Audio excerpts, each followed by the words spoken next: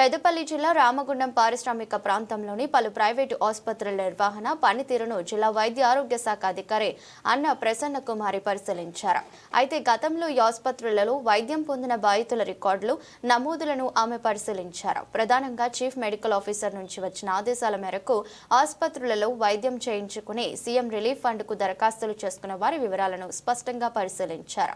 పూర్తి వివరాలతో నివేదిక తయారు చేసి ఉన్నతాధికారులకు పంపించనున్నట్లు ఆమె మీడియాతో పేర్కొన్నారు. మా గరీబులందరికీ సేవ చేస్తాడు. ఒక్కొక్కరు ఓపు 300 తీసుకుంటే సార్ 100 రూపాయలు తీసుకుంటారు. ఆపరేషన్ చేస్తే ఒక్కొక్కరు 50,000 తీసుకుంటారు.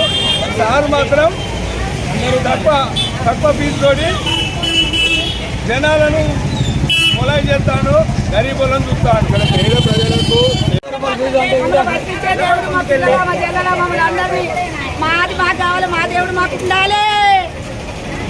డాక్టర్ అనిల్ కుమార్ గారి మీద ఇలాంటి చేయడం సరికాదు.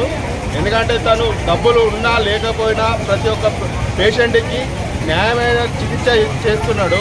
కానీ బురద చల్లడం అనేది వారికి న్యాయం కాదు.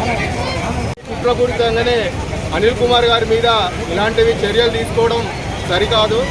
ఎందుకంటే పేద ప్రజలకు అందరికీ మంచి చికిత్స ఇస్తున్నందుకు వారిని అభినందించాల్సింది పోయి వారిని కుట్రపూరితంగానే హాస్పిటల్ మూసివేయడం కోసం ఇలాంటి చర్యలు చేపట్టడం సరికాదు.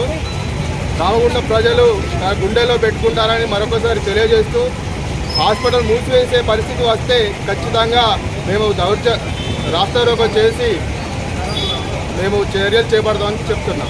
హాస్పిటల్ 16 ఏళ్ల క్రితం ఉన్నది అప్పట్లో ఉండే అప్పుడేమో Andhra Pradesh allopathic private medical care establishment act అని దాని క్రింద వాళ్ళు అప్పుడు చేయించుకున్నారు. ఆ తర్వాత 22లో మనకి సెంట్రల్ యాక్ట్ లోకి వెళ్ళాం మనం. అంటే ఆ యాక్ట్ కాదని మనం సెంట్రల్ యాక్ట్ ఏమంటారు క్లినికల్ ఎస్టాబ్లిష్మెంట్ యాక్ట్ సిఈఏ అనేది ఆ యాక్ట్ ని అడాప్ట్ చేసుకున్నది మన రాష్ట్రం. అప్పుడు 22 నుండి అందరూ చేసుకోండి, మార్చుకోవాలి, దీనిలోకి రావాలి అందరూ అంటే అందరూ అయ్యారు. వాళ్ళు అవ్వలేదు. తెలంగాణలోకి రావాలని చెప్పి clinical establishment act CEA act కిందకి రమ్మన్నా అని అందరికి నోటీసులు అందరికి ఇచ్చారు. కానీ అందరూ అయ్యారు, వాళ్ళప్పుడు అవ్వలేదు. తనకు నోటీసు పోయినాయి, మీరు చేసుకోలేదు, ఇంకా చేసుకోవాలి, మీకు ఫైన్ వేస్తున్నాం, రోజుకు 100 రూపాయల చొప్పున కూడా పంపించినాం. మళ్ళా నోటీస్కి రిప్లై ఇవ్వకపోతే 200 చొప్పున పెంచాము కూడా, మీకు ఫైన్ అని కూడా పంపించినాం నోటీసు. అయినా కూడా ఇంకా 3 years అవుతుంది. ఇప్పుడు తన దగ్గర పర్మిషన్ లేదు. 3 years అవుతుంది. ఏం చర్యలు తీసుకున్నారు మేడం హాస్పిటల్ పైన? మీరు అంటే చర్యలు అంటే నోటీసులు ఇచ్చాం కదా, ఇచ్చిన తర్వాత అప్పుడు మళ్ళీ చైర్మన్ ఏమంటారో దాని ప్రకారం కలెక్టర్ గారు నోటీస్ ఇవ్వడం జరిగింది అంతే. ఇవ్వడం జరిగింది.